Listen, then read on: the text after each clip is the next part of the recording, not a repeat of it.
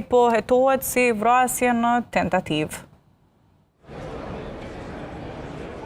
Një konflikt i dhunshëm ka trënditur Komoranin mbrëmjen e së hënës. Përleshja me thika përfundoi me 3 persona të lënduar dhe 2 të dyshuar në Arrati. Ndodhem në Komoran prapa kafës ku dje është raportuar për një përleshje mes 5 personave.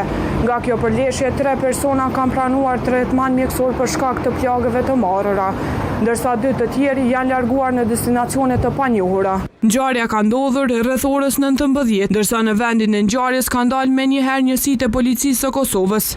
Sipas burimeve të Kanal 10, 2 personat e dyshuar janë vëllezër. Ata janë larguar nga vendi i ngjarjes dhe aktualisht ndodhen në Arrati. Të lënduarit kanë marrë fillimisht trajtim mjekësor, ndërsa më pas janë transferuar në qendrën klinike universitare të Kosovës për kujdes të mëtutjeshëm. Policia ka bërë të ditur se rasti është iniciuar dhe po hetohet si vrasje në tentativë.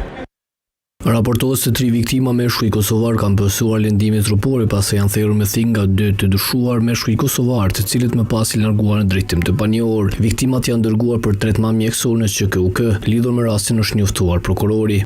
Nga qendra emergjente ka njoftuar se 3 të lënduarit janë jashtë rrezikut dhe janë liruar për trajtim në shtëpi.